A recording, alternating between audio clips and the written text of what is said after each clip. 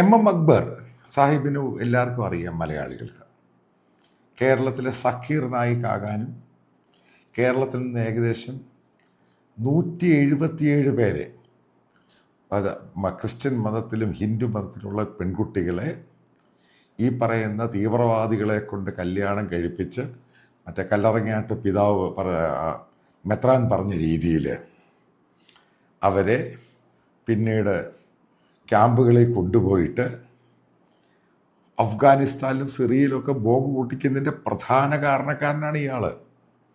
അതിൻ്റെ പേരിൽ തന്നെയാണ് ഇയാൾക്കെതിരെ NIA കേസും ഒക്കെ ഉണ്ടായത്.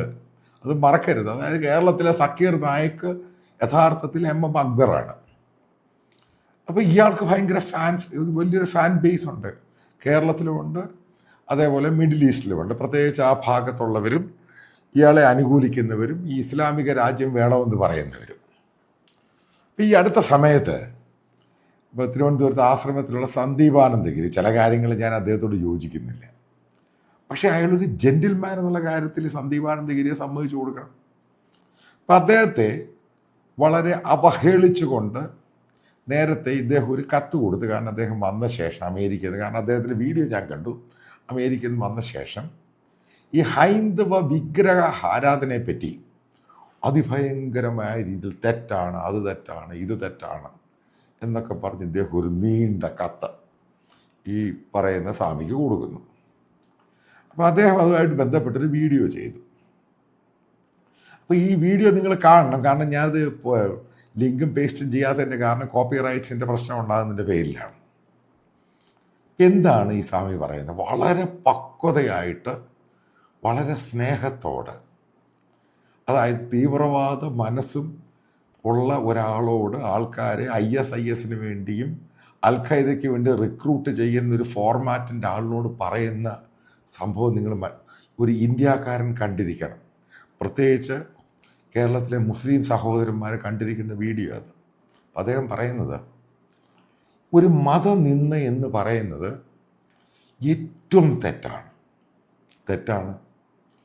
മതനിന്ദയാണ് ഏറ്റവും കൂടുതൽ ഈ എം അക്ബർ ഇത്രയും നാൾ കേരളത്തിലോട്ട് ചെയ്തുകൊണ്ടിരുന്നത്.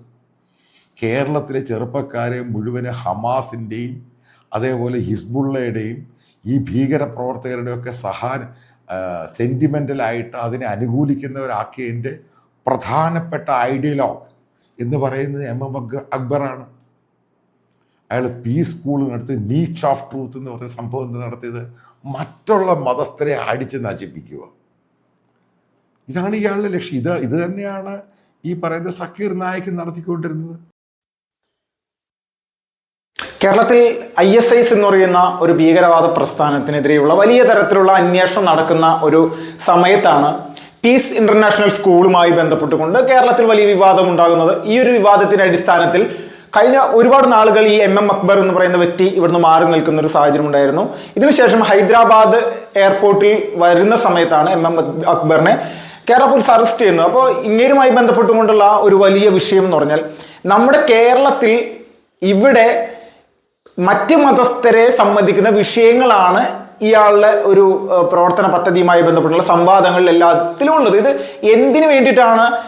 താൻ പ്രവർത്തിക്കുന്ന അല്ലെങ്കിൽ താൻ വിശ്വസിക്കുന്ന മതമാണ് ഈ ലോകത്തിലെ ഏറ്റവും ബെറ്റർ, ബാക്കിയെല്ലാം ഒന്നുമല്ല എന്നുള്ള രീതിയിലേക്ക് നമ്മുടെ ജനാധിപത്യ സംവിധാനത്തിന് ഒരിക്കലും യോജിക്കാത്ത രീതിയിലുള്ള പ്രവർത്തന കാര്യങ്ങൾ. ഇന്ത്യയിലെ ഹിന്ദു മതം മാത്രമാണ് ലോകത്തെ ഏറ്റവും മികച്ചത് എന്നുള്ള രീതിയിലേക്ക് പറഞ്ഞു കഴിഞ്ഞാൽ അത് മറ്റു മതസ്ഥർക്ക് ഇഷ്ടപ്പെടുന്ന കാര്യമാണോ? ഒരിക്കലും അല്ല. അപ്പൊ ഇത് എന്താണ്? ഓരോരുത്തരുടെ കാഴ്ചപ്പാട്, ഓരോരുത്തരുടെ ആശയം ആ ധർമ്മത്തിൽ അധിഷ്ഠിതമായിട്ട് നിലകൊള്ളുകയും അതിൽ നിന്നുകൊണ്ട് ധാർമ്മികമായിട്ടുള്ള പ്രവർത്തനം സമൂഹത്തിന് ചെയ്യുന്ന സമയത്താണ് യഥാർത്ഥത്തിൽ ഒരു മതം എന്നുള്ള രീതിയിലേക്കോ അല്ലെങ്കിൽ ഒരു വിശ്വാസം എന്നുള്ള രീതിയിലേക്കുള്ള നമ്മുടെ ജീവിതത്തിന്റെ യഥാർത്ഥ ധാർമ്മിക മൂല്യം എന്ന് പറഞ്ഞാൽ ഇതിൽ അധിഷ്ഠിതമായിട്ട് നല്ല രീതിയിൽ നല്ല ചെയ്തു പോകുമ്പോഴാണല്ലോ. പക്ഷെ ഇവിടെ എന്താണ്? മറ്റുള്ളതിനെ അധിക്ഷേപിക്കുക, ഇങ്ങനെയുള്ള കലാപരിപാടി ചെയ്യുക എന്നുള്ളതാണ് ഇങ്ങനെ അടിസ്ഥാനപരമായിട്ടുള്ള കാര്യം. സക്കീർ നായിക്കിന്റെ ഒരു പ്രധാനപ്പെട്ട ഹോബി ഇതുപോലെ തന്നെയായിരുന്നു. ഇങ്ങേരും ഇതുപോലെ ഒരുപാട് പരിപാടികൾ സംഘടിപ്പിച്ചിരുന്ന ഒരു വ്യക്തിയാണ്.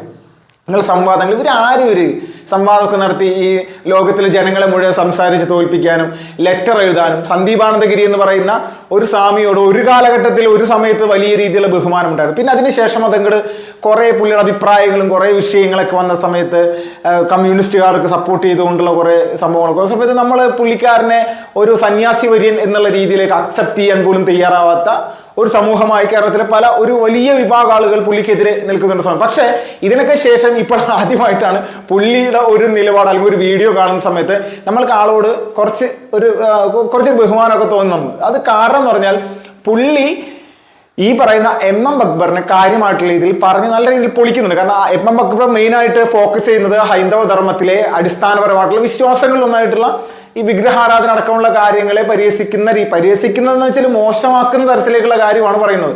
അപ്പൊ ഇതിനെ കൃത്യമായിട്ട് MM അക്ബറിന് നല്ല രീതിയിലുള്ള ഗംഭീരമായിട്ടുള്ള മറുപടി തന്നെയാണ് കൊടുത്തത്. നല്ല സംശയമൊന്നുമില്ല. അപ്പൊ നമ്മളൊരു കാര്യം ചിന്തിക്കുക, ഇവിടെ നമ്മുടെ കൊച്ചു കേരളത്തിലെ അടിസ്ഥാനപരമായിട്ട് നമ്മുടെ ഈ സമൂഹത്തിൽ വലിയ തരത്തിൽ എന്താ പറയാ ഒരിക്കലും അക്സെപ്റ്റ് ചെയ്യാൻ സാധിക്കാത്ത തരത്തിലുള്ള നിലപാടുകളുമായിട്ട് പല ആളുകളും മുന്നോട്ട് വരുന്നുണ്ട്. അതിൽ ഒരാളാണ് ഈ പറയുന്ന MM അക്ബർ. ഒരു തർക്കമില്ല, പക്കാ സുഡാപ്പി. ഇതിൽ വേറൊരു കാര്യം എന്ന് പറഞ്ഞാൽ ഉത്തരേന്ത്യൻ സംസ്ഥാനങ്ങളിൽ പ്രത്യേകിച്ച് മഹാരാഷ്ട്രയിലടക്കം വലിയ രീതിയിൽ തന്നെ ഈ ഇസ്ലാമിക് റിസർച്ച് സെന്റർ എന്ന് പറയുന്ന ഒരു സംവിധാനമുണ്ട്. അത് ഈ പറയുന്ന MM അക്ബറിന്റെ ആശാനായിട്ടുള്ള അല്ലെങ്കിൽ പുള്ളിയുടെ സാറ് ഹെഡ് ആയിട്ടുള്ള സക്കീർ നായിക്, ഈ സക്കീർ നായിക്കിന്റെ സ്ഥാപനം തന്നെയായിരുന്നു. അപ്പോൾ ഇതുമായി ബന്ധപ്പെട്ടുകൊണ്ട് ഒരു വലിയ അന്വേഷണവും കാര്യങ്ങളൊക്കെ കേന്ദ്ര സർക്കാരിന്റെ ഭാഗത്തുണ്ട്. അപ്പോൾ 5000 കോടി രൂപയാണ് ഇവരുടെ മരവിപ്പിച്ചിരിക്കുന്നത്, കേന്ദ്ര സർക്കാർ പിടിച്ചു കെട്ടിയിരിക്കുന്നത്. ഇങ്ങനെ ഇവിടുന്ന് ഓടുകയും ചെയ്തു. ഓടിയതിന്റെ പ്രധാന കാരണം നമ്മുടെ തൊട്ട് അയൽ രാജ്യമായിട്ടുള്ള ബംഗ്ലാദേശിൽ അവിടെ ഒരു 7 ഇന്ത്യൻ പൗരന്മാരെ ISIS ഭീകരന്മാർ അവിടെ ടൂറിസ്റ്റുകളായിട്ട് പോയതാണ്. അപ്പോൾ അവരെ കൊലപ്പെടുത്തിയ ഒരു സംഭവവുമായി ബന്ധപ്പെട്ടുകൊണ്ടുള്ള ആ ഭീകരന്മാരെ ചോദ്യം ചെയ്ത സമയത്ത് അവരുടെ ഭാഗത്ത് നിന്ന് കിട്ടിയതാണ് ഞങ്ങളെ ഇതിലേക്ക് പ്രചോദനത്തിലേക്ക് അല്ലെങ്കിൽ ഈ ഒരു സംവിധാനത്തിലേക്ക് ഞങ്ങൾ വരാനുണ്ടായ പ്രധാനപ്പെട്ട കാരണം ഈ പറയുന്ന സക്കീർ നായിക്കിന്റെ പ്രസംഗങ്ങളും അദ്ദേഹത്തിൻ്റെതായിട്ടുള്ള പല കാര്യങ്ങളായിരുന്നു. ആള് ഇപ്പോഴും ആൾക്ക് മലേഷ്യയിലാണ്. അപ്പോൾ ഇങ്ങനെയുള്ള ഒരു സ്വഭാവ രീതിയിലുള്ള മൊത്തത്തിൽ ജീവിക്കുന്ന കാലത്ത് എത്രത്തോളം വിദ്വേഷം നമ്മുടെ സമൂഹത്തിൽ പ്രതി ഇവർക്ക് ഇവരുടെ വിശ്വാസമായിട്ട് മുന്നോട്ട് പോകുന്നതോടൊപ്പം തന്നെ ഇവര് അപരമതങ്ങൾ അല്ലെങ്കിൽ മറ്റു മതങ്ങളെ പൂർണ്ണമായിട്ടും തള്ളിക്കളയുന്ന തരത്തിലൊക്കെ അവരുടെ വിശ്വാസം തെറ്റാണെന്ന് വരുത്തി തീർക്കാനും മറ്റുള്ള ആളുകൾ ഇപ്പോൾ ഈ പറയുന്ന സന്ദീപാനന്ദഗിരി ഒരു സന്യാസി വര്യൻ എന്നുള്ള രീതിയിൽ അദ്ദേഹം ഒരു സന്യാസിയാണ് സമയം. അപ്പോൾ പുള്ളിക്കാരനെ സംബന്ധിച്ച് പുള്ളിയുടെ ധാർമ്മിക മൂല്യത്തെ പോലും ചോദ്യം ചെയ്യുന്ന അല്ലെങ്കിൽ ആളുടെ ഒരു നിലനിൽപ്പിനെ പോലും ചോദ്യം ചെയ്യുന്ന തരത്തിലേക്കുള്ള വാക്കുകളാണ് ഈ പറയുന്ന MM അക്ബറിന്റെ ഭാഗത്തുനിന്നുണ്ടാകുന്നത്. അപ്പൊ ഇങ്ങനെയുള്ള ആളുകളുടെ പ്രവർത്തന രീതികൾക്കെതിരെ നമ്മുടെ നാട്ടിലുള്ള അല്ലെങ്കിൽ ഈ പറയുന്ന CPM ആണെങ്കിലും കോൺഗ്രസ് ആണെങ്കിലും ഒരു ശബ്ദം ഒരു വാക്ക് ഇവർക്കെതിരെ സംസാരിക്കാറില്ല.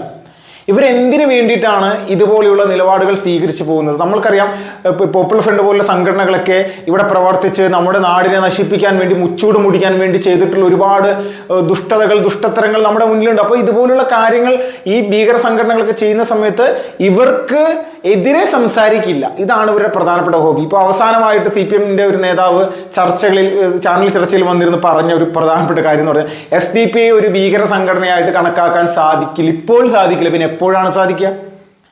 SDP ഒരു തീവ്രവാദ സംഘടനയാണെന്നുള്ളത് ഇത് ഏത് സമയത്താണ്? ഇപ്പോൾ പോപ്പുലർ ഫ്രണ്ടിനെ പച്ചക്ക് ഇവർക്ക് വിളിച്ച് പറയാൻ പറ്റും പോപ്പുലർ ഫ്രണ്ട് ഒരു തീവ്രവാദ സംഘടനയാണ്. നട്ടലിന് ഉറപ്പുണ്ടെങ്കിൽ ഏതെങ്കിലും കമ്മ്യൂണിസ്റ്റ് ഒരു പച്ചക്ക് പൊതുവേദിയിൽ നിന്ന് പറയാനായിട്ട് അവർക്ക് സാധിക്കും. ആ തീവ്രവാദ സംഘടന ആയതിന്റെ പേരിൽ തന്നെയാണ് ഈ PFI നിരോധിച്ച് കേന്ദ്ര സർക്കാർ എന്ന് പറയാൻ പറ്റും? ഇല്ല, അത് പറയില്ല. കാരണം ഇവരുടെ മനോഭാവം ഇങ്ങനെ. ഇവർക്ക് വോട്ട് ബാങ്ക് രാഷ്ട്രീയത്തിൽ വലിയ രീതിയിലുള്ള ആർത്തിയാണ്. ഈ ആർത്തി മൂത്ത ഈ കാബാലികന്മാരായിട്ടുള്ള രാഷ്ട്രീയക്കാരാണ് നമ്മുടെ സമൂഹത്തിന്റെ ഏറ്റവും വലിയ ഭീഷണിയായിട്ട് നിലനിൽക്കുന്നത്.